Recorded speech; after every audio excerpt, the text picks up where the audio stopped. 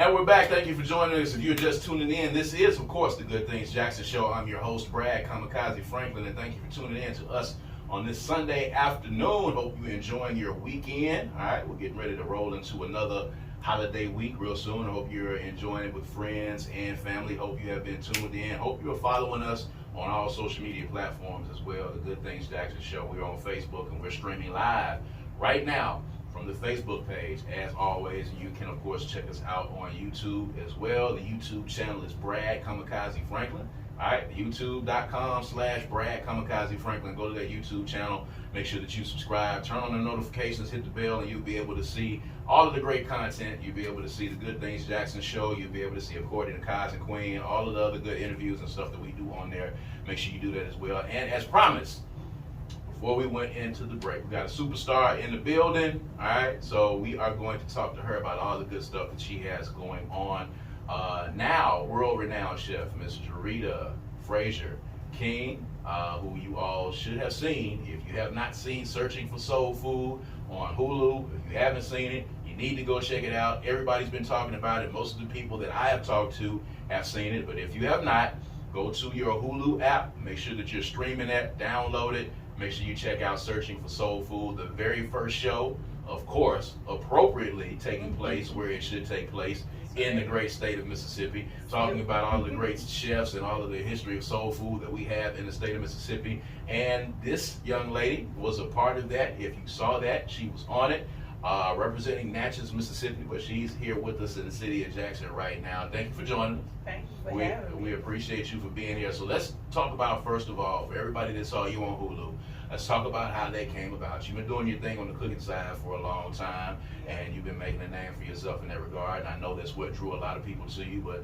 talk about how HULU approached you. How did that come about? How did you become a part of Searching for Soul Food? Well, like you said, I've been doing this for a little while, and having our own Natchez Heritage School of Cooking. I currently still hail as the only heritage cooking school in the state of Mississippi.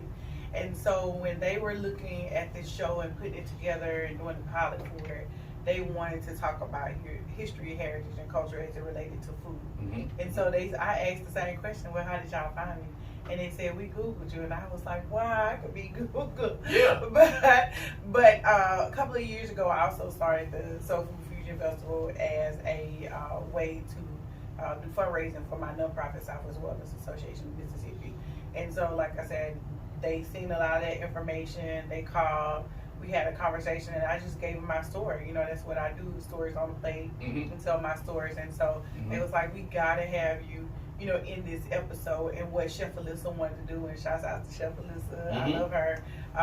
You know, she and I had a conversation about this is gonna be life changing, you know, for me. And so, like I said, I'm just grateful that I got those people that came into my life.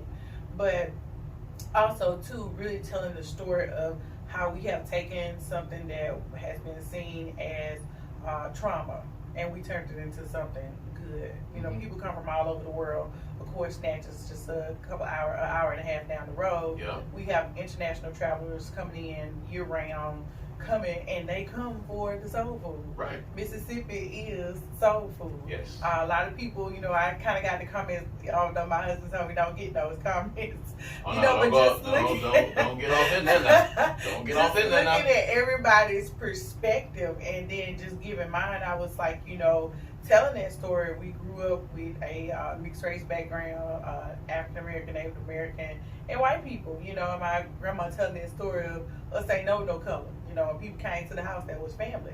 And so that's how we grew up. And so, you know, that was just me just, you know, telling, you know, my story as it is, giving a bit of the food history. You know, we didn't come to be the #1 place for diabetes and high blood pressure by accident. It was by design. You know, let's just be honest about it. And so out of that, prior to this, you know, I hail from Alcorn State University. We won't hold it against you. That's all good. That's all good. I worked there about 8 years as the Food and Nutrition and Community Outreach Coordinator and Director there. And so what I found when I was going out to give this healthy information, because food modification was my specialty, people didn't want it, you know. But after that, sitting there at those churches and different places, start talking to the elders, and they started, telling me, well, I fix mine this way, I fix mine that way. And so I sat down and said, well, my grandma told me to fix it this way. And so that story of we don't make the changes because that's all that we know. Because that's what grandmama did, that's what big mama. So we are creatures of culture and habit. And so I realized we need to treat our culture, not the habits. And so we treated the culture of how we do things, then we could make those changes. And so unfortunately, fortunately for me, I left there to start working on my own Natchez Heritage School of Cooking, stepped out on faith and just been doing the things since then. So what has been, the response to you being, on the documentary? Of course, as you just said, you got to stay out of the comment section because you'll lose hours and you'll lose days getting in there and battling people on their opinion. We know Mississippi is the birthplace for a lot of this stuff, so we're not going to debate you back and forth. We don't care where you're from. Mississippi is the birthplace. That's it. That's the basis. If you're not saying that, then you just have an opinion just because of where you're from. All right, we have this is fact. I'm giving you fact. So, what has been the reaction from folks that what has been the reaction in Natchez? What has been the reaction, period, from folks seeing you in that documentary? Are people reaching out to you? How has that been for, you going out doing the catering gigs that you've been doing? How's that been for you? Everything has been picking up, and I'm so grateful and blessed. I'm still me. I'm still going to take even the smallest of the gigs to the biggest of the catering job. I still get people calling from the church. I'm still going to come over to the church and do what I can do there. You got to take care of people that took care of you. Those were the people who supported me. Yes. But what has happened was, prior to this, I think a lot of people didn't understand. Sometimes they would say, oh, you go into these plantation houses and fix these fields and you doing this. And I'm like, it's not about that. It's about me paying tribute and homage to my ancestors, because I know that those were things that they didn't get to do. You wasn't coming there to see them, you was coming there to serve people. And so now people are able to see what I'm doing in a different light, and now they understand it. So now it's like, okay, so the support is growing. We're hoping this year that we will get more people coming in. We just went through a new inspection. We have to replace equipment, but we're going to be open back up later on in July. People will be able to book classes. We're going to be doing them only on the weekends, well, Thursday, Friday, Saturdays, and they'll be able to eat in the evening. Soul Fusion is the patio, grill part that my husband will be doing. And we're going to talk about Soul Fusion in a second. So when people see the finished product of the documentary and they see that they came and they sat with y'all at the table and y'all were telling y'all story, how long did that actually take? It was a little background. How long were they with y'all that day? How many times you had to reshoot stuff? Kind of give people a little inside viewpoint of how it takes for these streaming services to shoot this content. That probably 8 minutes, 10 minutes. That is about 10 hours of filming. For those few little minutes, it's a lot of just filming, going back and forth, different shots, different angles. I didn't think that many people fit in my little kitchen, but they made it work. They made it work. And actually, where we filmed at is behind our building. We are on MLK in Natchez, in Historical Black Business District.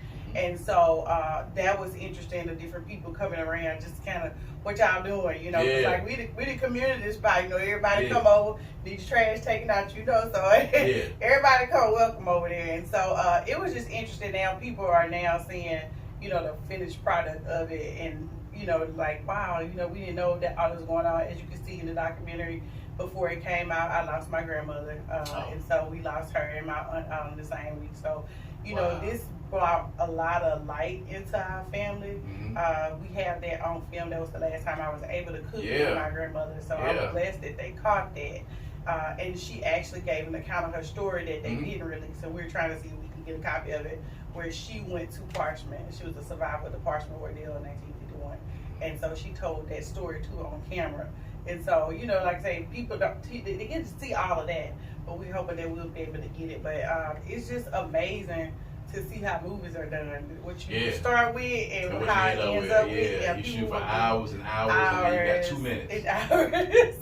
I've been there. I know how that works, man. But at the end of the day, it's very good for you to be able to be seen. It's very good for the brand. So let's talk about Soul Fusion a little bit. Let's talk about your event. I think I came across a post that you were making. I think someone, or it's something that was going on that was maybe similar to what you have done for years, and you were kind of putting up a post saying, you know, hey guys, don't worry about it, we're doing our thing over here, which is kind of different than I see a lot of people do when these incidents happen, especially, you know, when you've had the opportunity to be seen and your brand to be seen nationally. Of course, there's going to be some people who are going to try to backdoor it and come in and do something similar to what you're doing. So talk about Soul Fusion. What is it? How did it come about? And, you know, how is it growing? Right. And so this year will be the 4th year of the Soul Food Fusion Festival. We are going to change the concept just a little bit this year. It featured a white linen table, community white linen dining table experience. The whole block, the table sits 100 people. Again, like I said, how I was raised in our family, everybody was welcome at the table. Anybody came in and eat.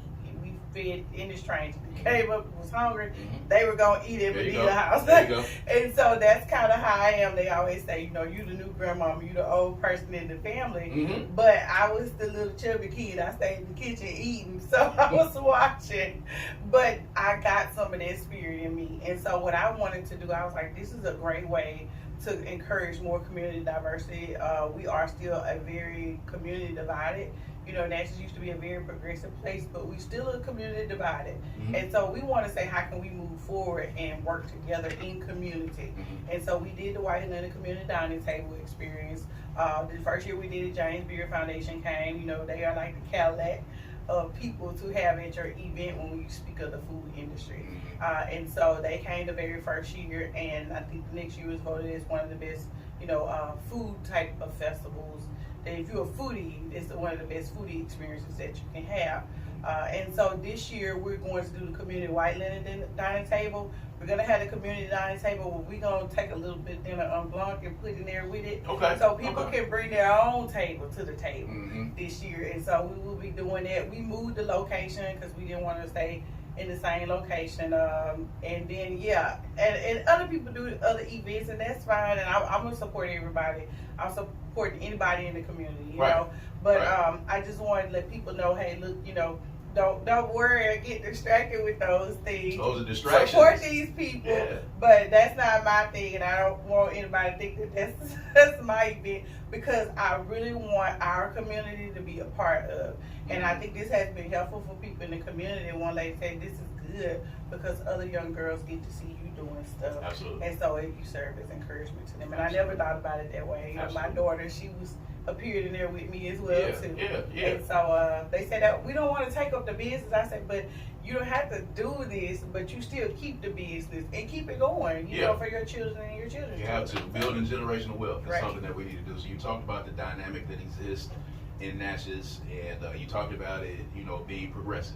And a lot of instances when you go to a lot of these towns that have a lot of these antebellum houses that are in it, and you go in a lot of these areas, you know, people talk about those cities being progressive, and you know, Natchez gets a lot of press because of the tourist attractions, because of it being on the Mississippi River, because of the casinos, and people will say, hey, we're progressive, but in actuality, you know, that's something that the tourists get to see. But the people who are living in the community, especially black folk who are a part of that community, are not being able to participate and benefit from that progressiveness that is happening. So you've talked about that dynamic. What are you doing in the city of Natchez to try to help change, you know, how that works? And we formed the Natchez Black Leadership Coalition to try to bring other people in and to talk to them about tourism, because this is like one of the 4th largest economic drivers in the state of Mississippi, and it's like the 3rd largest employer in the city of Natchez.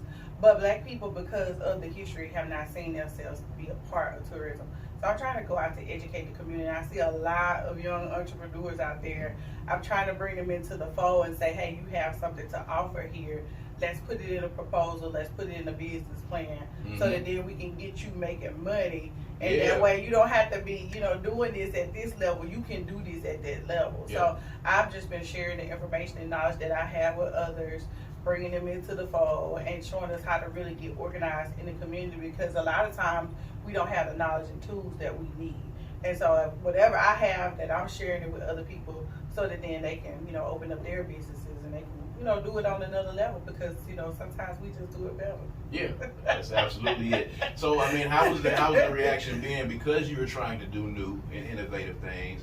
you know, a lot of times it's met with resistance because a lot of times people are complacent and they're used to things being done the way that they're being done, and they're scared of innovation, especially in smaller towns. They're scared of people that are doing newer things. So how has the community responded to you coming in with all these ideas and trying to do these events and, you know, trying to bring light upon the city of Natchez? How has that been with a lot of, you know, your peers and colleagues that you grew up with over there? I have had support, I want to say, from the black side of the community and the white side of the community. Then I had pushback from the black side of the community and the white side of the community.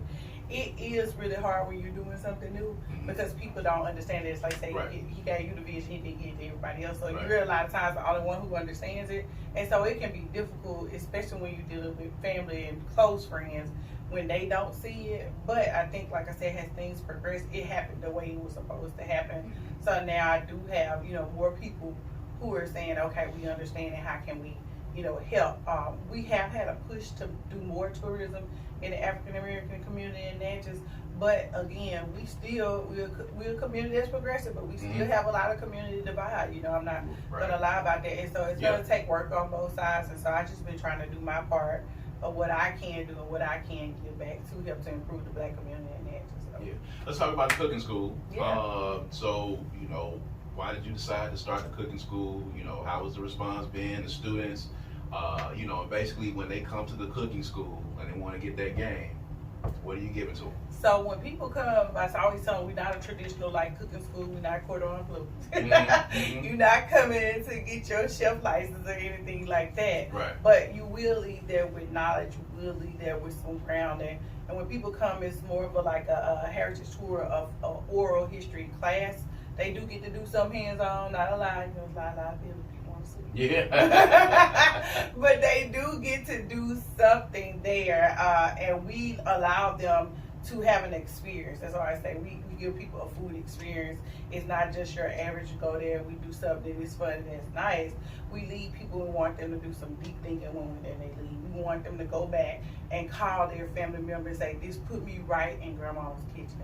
I remember when I was small. And so that's another thing that we feel like that we're giving that other people don't give at their cooking schools. And so when people leave, we give them a wooden spoon, but they send us back a picture of them with their family, and we send them back the wooden spoon and a certificate, you know, from the Fisher family, you know, because I was like, that's the way we do it, have family, so they can have that, you know. And it's like I said, it's an experience. It's not like you just coming and just, you know, doing something there. And a part of that came out of that when we started the cooking school. They have a New Orleans school of cooking, which is different from ours. I remember going there, sitting there, and I didn't want to go. We were going on a girls' trip. Shout out to all my little friends. We've been friends for in 5th grade. And I said, I don't want to go here. I know how to cook. And they said, girl, just come on and go. So I went all the way to the cooking school. And then later started telling the history of New Orleans. You can't tell the history of New Orleans without talking about Natchez. We're 1 year older than New Orleans. As you know, Natchez was the home of the second largest slave trading market, 40 Cent Road. So prior to New Orleans, Natchez was the slave trading place, you know, unfortunately. And so I was there. She was talking about the history. I said, that's not how they go. That's you're not telling that story right. And they said, would you be quiet? I said, you know, and God spoke and said, how would you do it if you were to do it? And that's what I write down on a napkin. You know, I would first change this story because it's wrong. I don't know why she making that gumbo roux that way. You know, so I was like, just what would you do differently? And I told them, I said, I'm gonna go back and do this. And 4 years after that, I started Natchez Heritage School of Cooking. All right. So what's your vision going forward? Now that you've been blessed to be on this documentary, you said that you already in the process of filming another documentary, and we know that that's going to continue to snowball. So what's the vision? What do you see for the school? What do you see for the event? What do you see for Natchez going forward now that all these things have started to happen for you? Where do you see this going in the next couple of years? We would really like to take our white linen community dining table experience around to other communities and deal with race relations over food and conversation. It's really what I want to do. I got a pilot in my head. We should put broadcast. But we're working on doing that. Also, too, just growing the festival, you know, bigger. I have a partner that's coming in this year that I'm going to be working with to add more music to it. Like I said, we are changing the format and want to add an educational component too.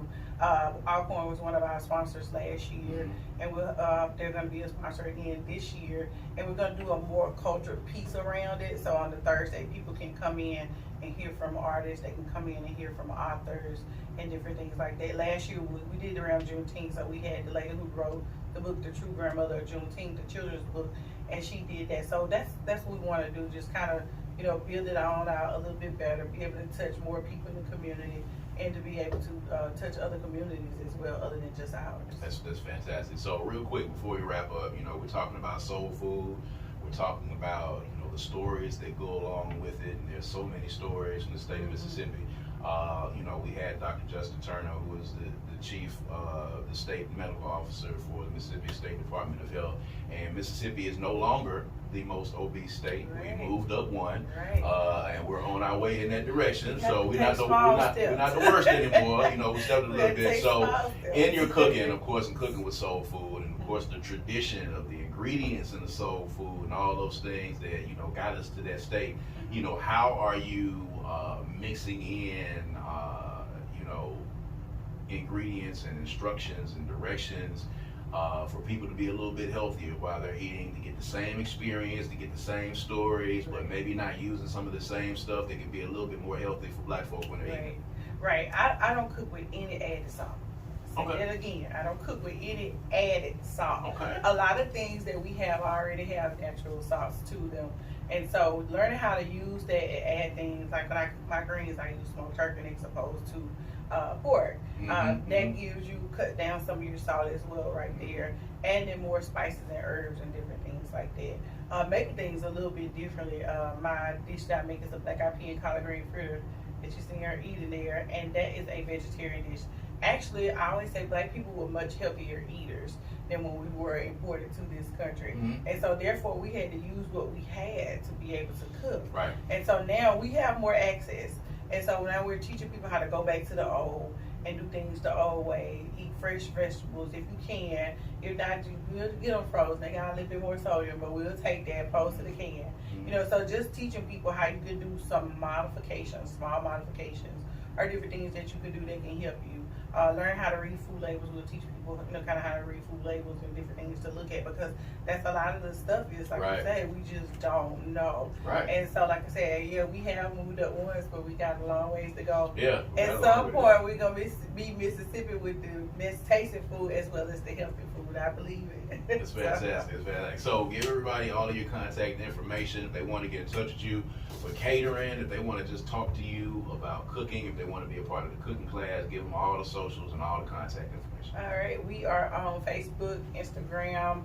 We have a Twitter. We have our page, Soul Food Fusion Fest Natchez, where you can get the latest information about the festival. And I also have a website that will be coming out. It's going to be I am Jarita Frazier-King. And you can contact us for catering, speaking engagements, and all different types of events.